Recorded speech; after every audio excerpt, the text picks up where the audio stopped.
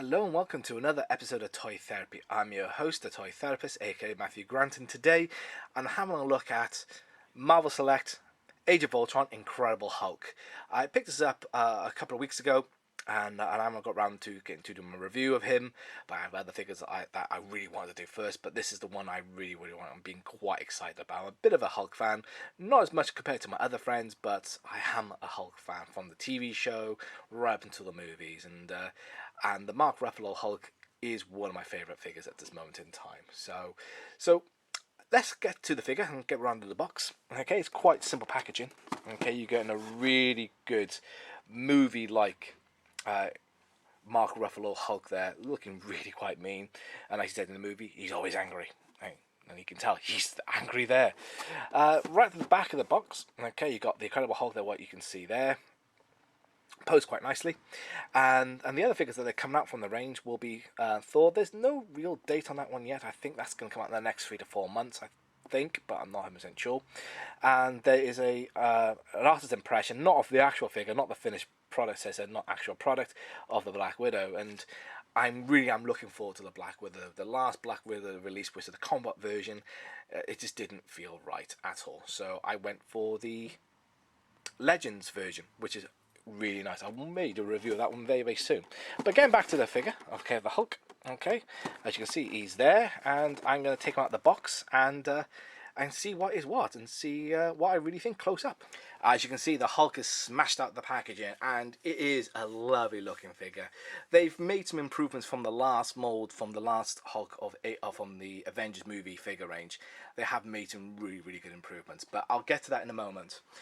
One thing I have noticed, normally Marvel Select figures do come with bases, like an animated sort of like standing base, which I love about their figures. Really nice little touch there. So it just, you can have a statue or play as an action figure. So for the other collector and for the person or kids who like their toys, you got a best of both worlds. You don't have that with this, which is a bit of a shame.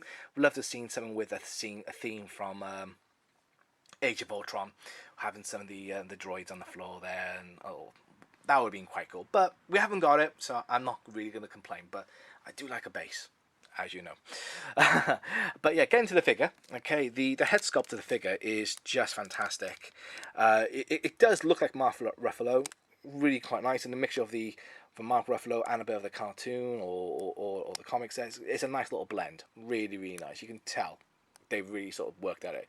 If you compare it to, say, to the Hot Toys, then no, not in comparison. But for an action figure, it's pretty good. When it comes down to the movements of the figure, okay, you've got that goes all the way around, and that's the maximum it can go up to there. That's the maximum there when it comes to the old arm. But if you're moving it around, you can look like he's going to give it some clothesline. But yeah, it's a bit limited on the old arm movements there. That's the maximum you can go. It does come with a little bit of a bicep swivel there, only a little bit there. And you got the forearm movement there as well. So he's going to give someone a punch there, and it does come with a bit of a fist rotation there as well. Would be nice as well if that could pop that and had some couple of extra hands as well. That would have been nice. But like I said, not essential. The other arm's got exactly the same movement, exactly the same. The head has got a little bit of movement there. Not much up and down, but it's mainly just left and right. It does come with a bit of a gut sort of swivel there. Okay, so you can see both left and right there a little bit, which is quite nice. Okay, but like I said, the finish there on that chest with the veins, it really does pop out, and with this camera and this light, you really see that definition there. One little touch I did quite like, it looks like he's got like the hairy forearms there, and they made that a bit rough as well to the touch, so that's smooth with the veins as well, but that's got a nice little rough texture to it, which is really nice. The chest hair, no it doesn't, but kind of way down there, it doesn't have that. It's all nice and smooth, but that there was a really nice touch. But going down to the legs, okay, he's not very posed on the legs, okay, that's as far as it can go back, out of the way, and that's as far as it can go forward. Okay, it does have the old knee, which is a bit stiff, as you can see there, and you got the old foot sort of swivel there as well. Same on the other leg, exactly the same.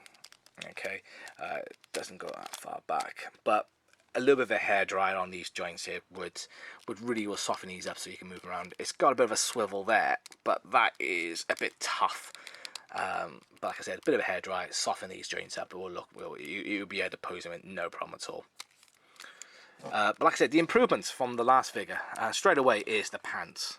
Compared to the last one, they were more like a torn pants, but these ones more falling in line with the Age of Ultron sort of pants there, and I just think the paint on that is just a bit of dirt there, a bit of damage and stuff there, which is really nice. It's a really nice looking set of pants there. I wouldn't mind wearing those myself, but yeah, it's just this particular figure, they have really made some improvements, and just literally just taking the feedback from the fans from the other figure reviews and just made it a lot better, really a lot better. Like I said, he is quite poseable. Okay, like I said in the beginning, you had him look like he was looks like they're ready to give someone a bit of a smash in there. Like I said, Cap said Hulk smash, and he does literally smash it really, really well there. Whoever designed this figure from the last one and looked at the comments and the feedback, they really have smashed it this particular time. They've really got a good Hulk action figure there from the movies there. I would like to see maybe they do something more from the comics. They've done quite a few, but I wouldn't mind seeing a good sort of Mr. Fix-It or Grey Hulk. That'd be really cool. That's something I would like to see myself, but I might have to wait a little bit longer for that. But this particular figure overall, he's got a very nice feel. He's okay poseable. He hasn't got a range of movements because of the muscles there and how sort of thick and chunky he is. He is a bit limited on that. But the one I'm looking forward to as well is the Iron Man Hulkbuster armor. That's coming out very, very soon, so I'm looking forward to putting these two up against one another and have that as like a fight scene there. That'd be really, really cool. I'm looking forward to that. So this particular figure is nice and basic, but it gets the job done, and the sculpt is really quite good. It would have been nice if they had some extra hands, maybe a like open sort of like fist there as well, or something on either side, like say just an extra set of hands, just to pop off, put something in its place, just to have something extra, or an extra pair of hands where it's got a part of one of Ultron's army minions there. It's like he's ripping it apart. That would have been cool. But like I said, for £20, there's not much you can ask for, unless you want to pay a little bit more. But with me, I like to have a little bit extra. I don't mind spending a bit more. But for the average everyday toy collector who just want to just put the figures on the display and bang them out, you can't ask for better than that. But overall, this figure is just lovely. Really, really, really good. Mine comes with a couple of little problems, a couple of little bit of a plate blemishes there. As you can see, there's a bit of a spot there and there's a spot there, but nothing really major, and it's quite hidden as well, so I'm not really all that bothered on that. Like I said, just little minor gripes, but other than that, it's a great looking action figure. So this is Toy Therapy signing out for till next time. Next time I'll be reviewing the Cable from Marvel Select. That's my next review, so I'm going to get cracking and get that one all sorted for you guys. So I hope you enjoyed the video. I hope you like, share, subscribe. I do have a Facebook page, okay, Toy Therapy. Look me up, get in contact with me, give me a shout, and if you enjoy my videos, please drop me a comment, and if you feel I can do something a bit better, please let me know. I want to improve. I'm looking into changing the format of the video in the near future, once I get myself used to a lot of things, but please just drop me comments, and we'll get talking. Anyway, links are below for when I purchased my figure, and I purchased this particular figure from Fish for Comics. Okay, so give him a like, share, subscribe as well, and I'll see you guys soon. Anyway, take care. Bye bye.